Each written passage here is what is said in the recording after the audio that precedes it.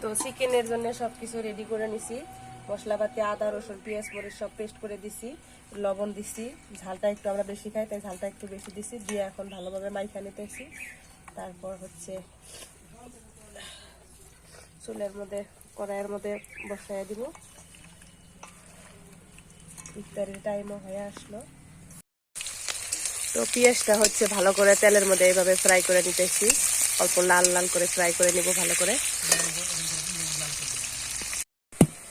তো আমার পেঁয়াজটা ফ্রাই করা হয়ে গেছে, এই দেখেন 2 থেকে 3 মিনিট মানে এইভাবে ভালোভাবে পেঁয়াজটা ফ্রাই করে নিতে হয়। পেঁয়াজের কালারটা কিন্তু অনেক সুন্দর হয়েছে। তো এখন আমার মাখানো রাখা মাংসটা দিয়ে দিচ্ছি,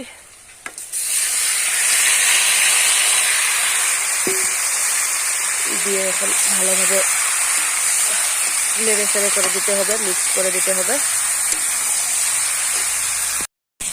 এরপর হচ্ছে আমি আগে থেকে একটা আলু সিদ্ধ করে রাখছিলাম, আলুটা এখন এইভাবে ভেঙে দিচ্ছি। ঝোলটা একটু গাঢ় হবো, পুরাটা একটু গাঢ় হবো তাই। এটা আপনারা চাইলে দিতেও পারেন, নাও দিতে পারেন। আলু দিচ্ছি,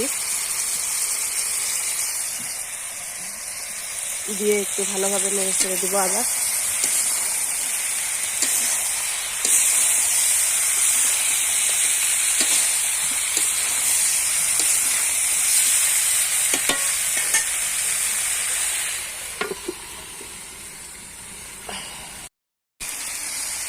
তো আমার মাংসটা এভাবে ফ্রাই করা হয়ে গেছে। এখন আমি এই জায়গায় আগে থেকে পানি গরম করে রাখছিলাম, গরম পানি একটু দিয়ে দিচ্ছি।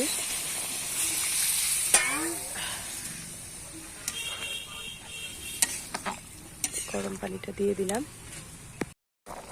মোটামুটি আমার মাংসটা প্রায় হয়ে যাচ্ছে। এখন হচ্ছে আমি জিরা পেস্ট করে রাখছিলাম, জিরা পেস্টটা একটু আদা হইলে তখন দিলে একটু সেন্টটা ভালো করে, তাই আমি এখন জিরা পেস্ট করা খানিক দিয়ে একটু ভালো করে মিক্স করে দিলাম, নাড়াচাড়া করে দিলাম, আবারও একটু ঢেকে দিলাম।